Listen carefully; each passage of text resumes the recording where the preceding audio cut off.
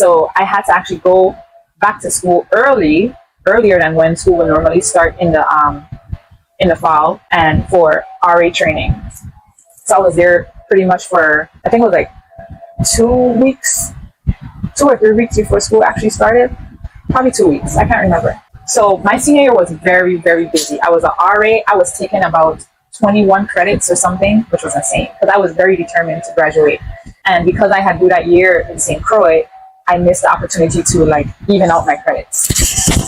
So anyways, I was an RA taking 20 or something credits, and I had work study. So I was always on the go. I was always busy, and that occupied a lot of my time. So him being in Nevis at the time, only God knows what he was doing. No one knows. I know he had his job working at the Four Seasons and his little apartment, and we would talk, we would video call each other. We were still in the very lovey-dovey phase. You know, it wasn't nothing. I think we always did better in the long distance portion of our relationship, which also is a red flag in itself, because we should like, everything should be when we're in each other's present, and not so, you know. But as our relationship went on, like, I noticed in hindsight, looking back, I noticed that our relationship functioned better when we were apart, which is crazy.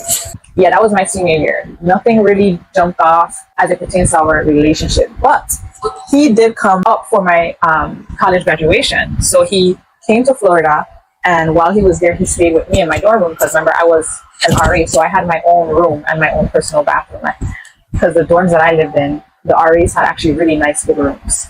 So he stayed with me on campus, and I'm just going to tell you about one incident that was another red flag, because the point of this is for me to point out all of the red flags that I missed.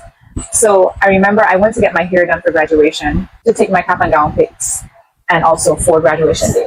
So I did my hair in the crochet. Back then, the crochet curly thing was really in. If I could find a picture, I'm going to insert it somewhere. One of my college pictures. I actually don't even know where any of my college cap and gown pictures are.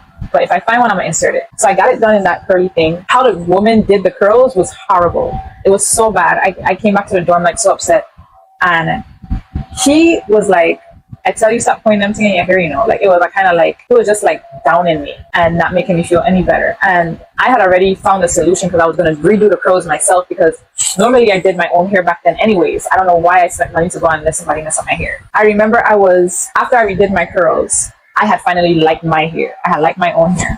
And it's exactly how I wanted it to be for my cap and gown picture. And I remember a day we were walking into my dorm room, and one of the other RAs was passing, and they was like, "Hey, Jahh, I love your hair. It looks nice."